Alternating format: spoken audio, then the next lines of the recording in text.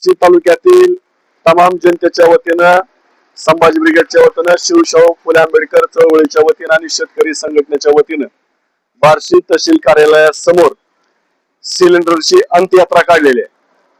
सिलेंडरची अंत्ययात्रा काढायची वेळ महाराष्ट्रातील जनतेवरती आणि देशभरातल्या जनतेवरती या सरकारच्या नाकर्तेपणामुळे आलेल्या आहे. सरकारच्या नियोजन शून्य कारभारामुळे आलेल्या आहे. ज्या सरकारनं नेहमी अशा घोषणा केल्या जातात, नेहमी असं सांगितलं जातं की हा विश्वगुरु आहे आणि विश्वगुरु देशाचे पंतप्रधान असणारे, जगात त्यांच्या शब्दाला किंमत आहे.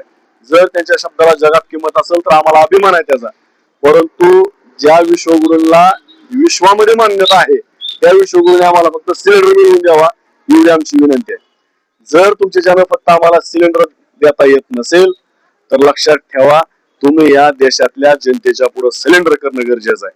या देशातील जनतेला खरी जी काही वस्तुस्थिती आहे ती सांगणं गरजेचं आहे. कारण मागच्या 4 दिवसापूर्वी या राज्याचे मुख्यमंत्री फडणवीस साहेब असे म्हणले होते की गॅसचा तुटवडा होणार नाही, गॅस कुठेही कमी पडणार नाही, पेट्रोल डिझेल सुरळीत मिळेल.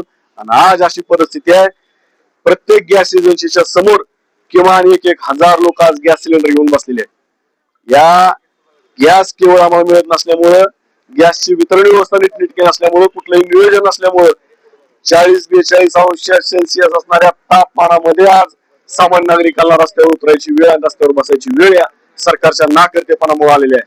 म्हणून आम्ही आज सिलेंडरची अंत्ययात्रा काढलेली आहे. जर सरकारने याची उपाययोजना केली नाही तर सरकारची राजकीय अंत्ययात्रा निघल्याशिवाय या देशामध्ये राहणार नाही, एवढंच या निमित्तानं सांगायचं आहे. जय हिंद, जय महाराष्ट्र.